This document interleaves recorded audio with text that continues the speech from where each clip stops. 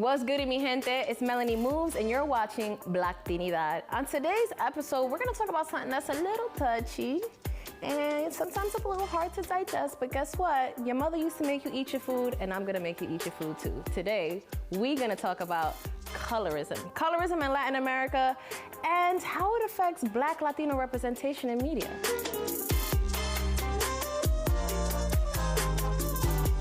Let's start off by defining colorism, because surprisingly, some people don't know what that is.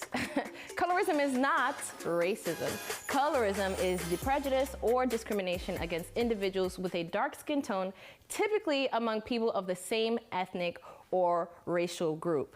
So one of the reasons why it's really important to know what colorism is, especially if you are racially ambiguous or mixed race, or actually if you're not, because you should just know what it is you don't want to get stuck in a situation where you're being culturally insensitive to the prejudice that exists within your race of people or your ethnicity of people. And what you don't want to do is what Nydia did. Sorry, Nydia, you did a big boo-boo. So a couple of weeks ago, Nydia dropped a song. Honestly, I ain't care for the song much, but she wanted to big up all the light-skinned shorties, and she put out a song called Yellow Bone. Yellow Bone is what he wants. I don't think anybody cared. But what I will say is this. It is extremely problematic for a light-skinned woman to discuss the preference of light skin over dark skin because of the history of colorism in this country, and specifically of the history of colorism in Latin America. One of the biggest reasons why I also find that this is problematic is because yellow bone is an African American term and within the spectrum of colorism, and it's not within Latinidad, and Nydia is Dominican. So let's talk about the different ways that they discuss skin color in America versus in Latin America. So dark skin versus light skin, y'all already know the dark skin versus light skin jokes. We're not gonna go into that. All right, so some words that they have used, especially in the South, you got high yellow, yellow bone, red bone. These are words that discuss people who are lighter toned. And as you guys may or may not know, because most people don't know, there was an idea that as you approached lighter skin and more European features, you were more favored by the master. So lighter skinned slaves were house slaves, they did less work, and they were more favored. And when they became eventually free people, they were granted more opportunity because they were lighter skinned. And then the darker skinned slaves were in the field, hence house slave versus field slave. It's a very problematic narrative that kind of causes a lot of division within the spectrum of Black people in America. And it's something that you don't really want to go ahead and dig into the wound, Danny. All right, now let's talk about the many different words that we use to describe skin color in Latin America. And as much as people like to say that in Latin America, we don't see color, we do. We see color. We have so many words to describe color. We have mulata, trigueña, morena, negra, mestiza, habao, indio, blanco. All of those words are words that describe the very many different vast colors that you see in Latin America. And now that you know the many, many different words that we use in Latin America to discuss all the races and colors that we have there, that was a lot to digest. So swallow it. Let it sit a little bit. We're gonna take a commercial break, and we'll be back to discuss a little bit more about colorism in the media and why it's still very, very problematic in this day and age.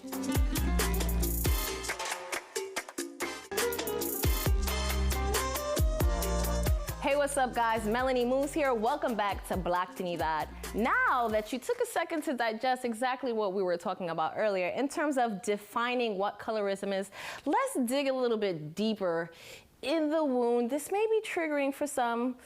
You could, actually don't change the channel. Cool. Now let's go back to Nydia and her song Yellow Bone. So she decided to make this song Yellow Bone. In her apology, she said she just wanted to big up the light skins. Let's talk about why that's problematic. Light skins do not need a motto. Light skin has been the preferred color within the spectrum of Blackness. We are the hypersexualization and the hyperfetishization of Blackness, especially within Latinidad, because of this idea in Latin America called mejorar la raza. For those of you who don't speak Spanish, mejorar la raza basically means to better the race. And in Latin America, it is this idea that if you were to marry someone who is lighter, then your children would be lighter, and then your children would be granted more opportunity, because within the racial caste system in Latin America, those who had proximity to whiteness were just granted more opportunity. Can we now see why the song Yellowbone would be problematic to big up light skin by a Dominican woman within the entertainment industry? Yeah, it's a big problem. And then let's talk about other problematic issues in the industry due to colorism and the proximity to blackness of ambiguity, allowing that upward mobility because of light skin privilege, i.e. J-Lo. I love J-Lo. Don't get it twisted. She's Boricua. She's from the Bronx. I idolize this woman. I've danced with her. I love her down. But let's give an example of how her light skin privilege granted her an opportunity that should have been for a black person. J-Lo gave the tribute for Motown. J-Lo, you Puerto Rican and you light skin, super light skin. You almost white skin. You should not have been doing the Motown tribute. The Motown tribute should have been for someone who is specifically African American, but especially black. But because she has a proximity to blackness, because from the US lens, she's seen as a person of color, she's now granted this opportunity because she has light skin privilege. And the issue with that is now it erases blackness within representation, because now all of these opportunities that should be for black people are given to people who are lighter skinned, who are more digestible to media, and then boom, we got the representation, she's a person of color. Ixnay. Ixnay, that needs to stop right now. And how do we stop it? We highlight the people who are Black, Latinx, and telling Black Latinx stories. And that's why I'm so excited about my next guest, who is a content creator and an entrepreneur, and she specifically talks about Black stories, Blacktina. Stay tuned, we're gonna interview her next.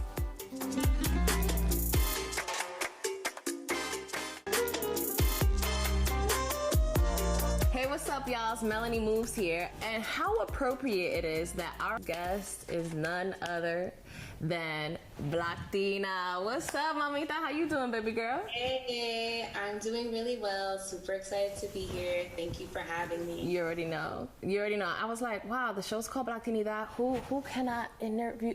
Duh, Blacktina. So let's tell everybody at home a little bit about yourself. So my name is Nydia Simone. I was born in New York City, raised in Brooklyn. My dad's Panamanian, my mom's African American, so I have like the best of both worlds. Black on both sides. Black on both sides. So yes, our family came from the Caribbean to build the canal in Colón. So yeah, that's me.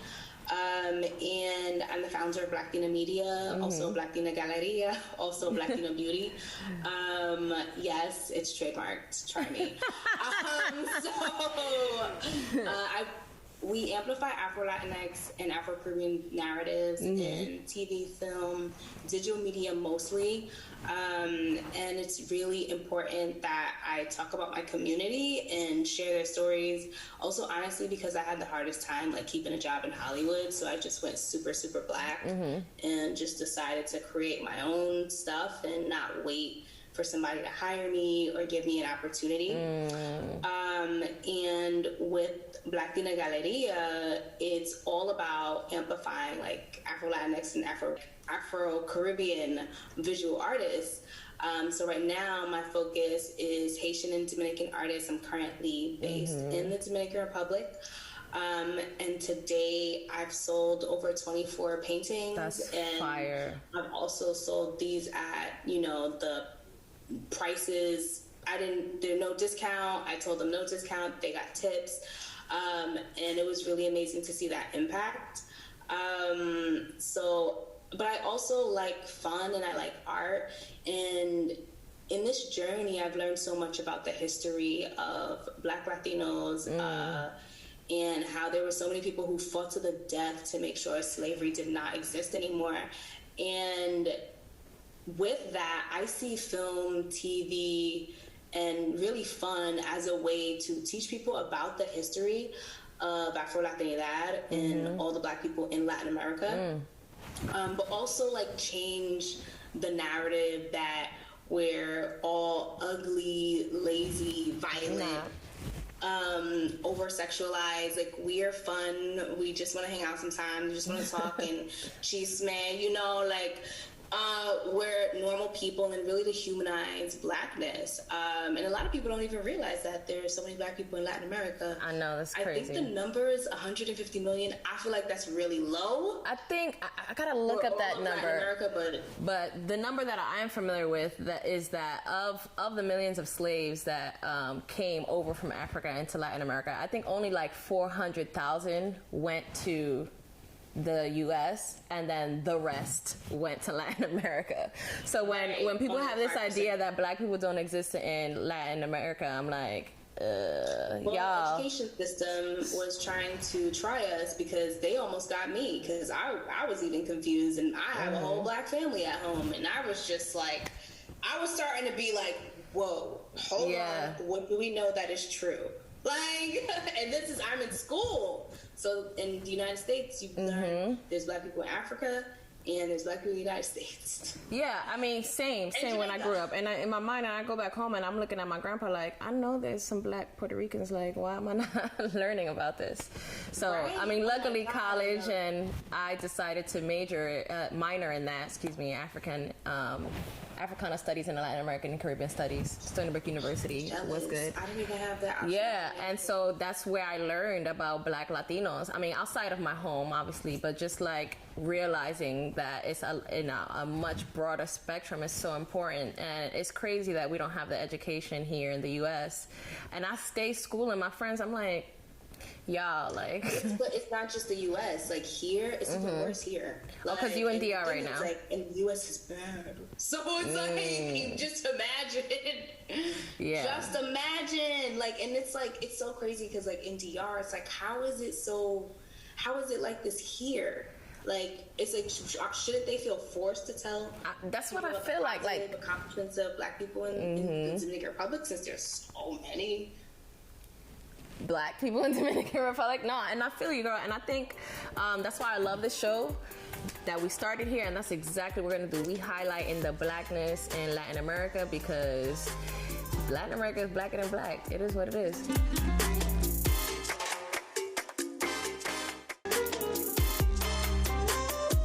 So let's rewind a little bit. Let's go back and let's talk about like the impetus. Like, what was it? What was that moment that you had that said, I need to start Blactina? Okay. And like, how did like that word Blactina come about for you? Like, okay. So the word Blactina, okay, those are like two different things. Yeah. The word Blactina came because I wrote a play. And it was the first time like I wrote and expressed myself as an Afro-Latina, and it felt so different, and it was like amazing that these people were like Panamanian.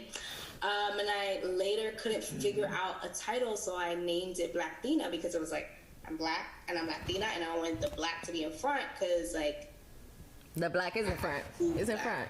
Like, you know, like we are very, very Black and different. It's different. The Blackness in Panama is very different from, you know, the African American Blackness, but it's just as Black.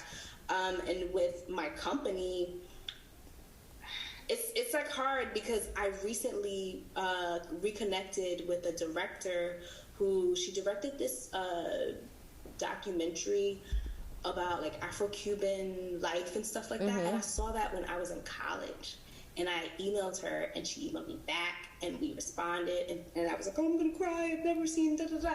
I completely forgot about that, but I saw because I think the movie is now on Netflix or something like that. Really? So, all right, send that to me, because I'll be looking for all of the documentaries. I'll be in all the documentaries. I wish I could remember her name. She is a teacher at NYU, like, I believe.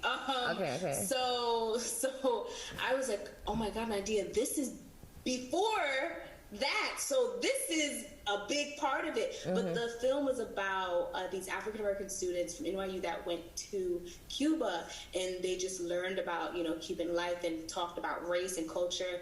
And I was like, they're seeing what I see when I go home there. It's like, that was amazing to me. It's like, oh my God, these Black people are understanding these, and they're understanding like so good, the connection, right? In the diaspora, like that diaspora connection is so important. It's so important. That's why I preach that all the time to like my African American friends. It's like, do me a favor. Let's not let colonialism and imperialism and all of that divide us, because we are literally the same people with a different both sides. It's hard though, because like they have to see it, and in the United States there's this like exceptionalism, entitlement that's spoon-fed to every single person. So they're thinking like white people, like in the United States. So they have to break out of that, like, because it's different. In DR, you can't afford to think like a white man. You're not, like, it's just not gonna happen. But I was also at a party where I was like, when I decided to make my company, I was at a party in Riverside, California. I used to live in LA, and my family, they had theme parties every month. It's a theme, and you have to wear colors. So I'm looking around, seeing my crazy family, thinking, this is hilarious. We should be on TV. There should be shows about the crazy, annoying fights that we're having in Sorrow.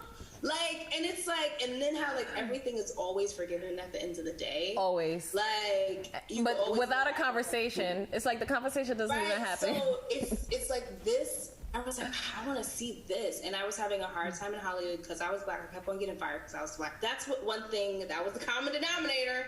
Like, so I was like, okay, reading the writing on the wall. So I was like, you know what? I'm just gonna go super Black. I'm going Afro-Latino. And then I was like, you know what? Blactina. I love the name Blactina. I never ended up producing that play. So I was like, I wrote the web series out. The web series, I ended up not being able to do it because of financing. The same issue that I've been having for the past 10 years. So I was like, I'm gonna make this a lifestyle channel because people are still really interested and I can still share information. And I wanted to share like education because I felt like a lot of people were down on themselves about being Black, you know, being Afro-Latinx and looking dark skinned and having kinky hair and, you know, being nappy and stuff. And I'm just like, that's beautiful. It's literally beautiful. There's nothing wrong with that. Not at all. Like, it's nothing wrong with those things. And you should be proud of those things. And also, you are not alone. Everybody was like, I feel like the only one. And I had really I don't know what happened to me. I just like was meeting all these Afro-Latinx people and connect. And I was just like, you're not by yourself. There's like mad of us, like literally feeling the same exact way. It's like, what was I thinking the other day? I was just like, people think that we are not here, but we are in plain sight. We are hidden in plain sight. Like, we are here. In plain sight. Cool. With American history, Black American history, a lot of people don't realize who's Cuban, who's Dominican, who's this, who's that. Or even in sports and media and everything. I made the Instagram and I created this huge community, and at 700 followers, like Oprah was like, babe, do you want to be on my website? And I was like, yeah, girl. Yeah. Like, well, she didn't call me personally, but like, we got so many amazing press hits. Like, New York Times was talking about the rise of Afro-Latinas and stuff like that. And and I think like your page, you know, a lot of the things that when I started like looking into finding more Afro-Latinx pages, yours was one of the first pages, and then your page led me to like all these other pages, and I love that I was able to do that through your page. So thank you for that. We're gonna wrap up real quick. So what I want you to do is speak about some of the projects that you have, speak about how important it is to fund Black stories, and then also tell everybody where we could find you and where we could, you know, help out and support and continue to amplify Afro-Latinx voices. Well, I am a filmmaker by trade, so if you invest in films, holler at me. It's very easy to find me. Blacktina everywhere. I have a documentary I'm working on called the Samana Project. In 1824, a group of formerly enslaved African Americans sailed to what is now known as Samana, Dominican Republic and founded a town, and the descendants are still here, and they actually speak English. The Wow. thing is that they sound Caribbean. So I'm doing a documentary about their stories and about that town and about like the history there. I also have a number of feature films and like TV projects, which I've read all of them, and I like when I read your everything, I was like, wow, I need to see this. I need to see this on television.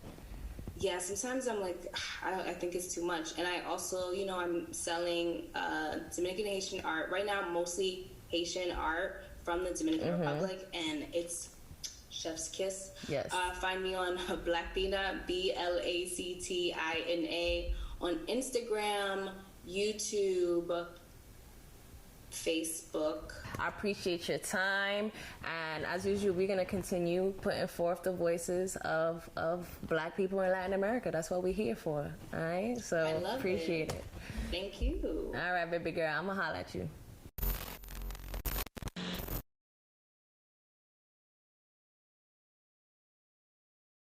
What's good, fam? It's me, Melany Movez, and as you know, I'm the host of Blacktinidad on LATV. Today, I'm so excited. One of my favorite pastimes pre-COVID was going to the museum, and all the museums are closed. But today, I get to interview someone who has an exciting exhibit coming up, and his name is Abelardo de la Peña.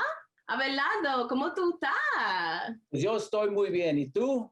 Bien, bien, bien, like maravillosa. Yeah, maravillosa. That's one of my favorite new expressions. Maravillosa. Maravillosa. So let's start the interview with just, you know, introducing yourself. Maybe give us a little background about what you do, who you are, how you grew up, and so on and so forth before we start talking about the exhibit that's coming up. Sure. My name is Abelardo de la Peña Jr. I'm the Director of Marketing and Communications at La Plaza de Cultura y Artes. And it is a museum, and it is a cultural center located in downtown LA, right across from Olvera Street on Main Street. We've been, this is our 10th year. We're still in museum years. It's pretty young, but we have a fabulous exhibit that I want to talk to you about. A little bit of my background. I'm an original Angelino, born and raised in Southern California. Grew up in the Harbor area here in Wilmington. When I was growing up, very diverse, you know, upbringing in the neighborhood. So we had pretty much all cultures. And so, yeah, I'm proud.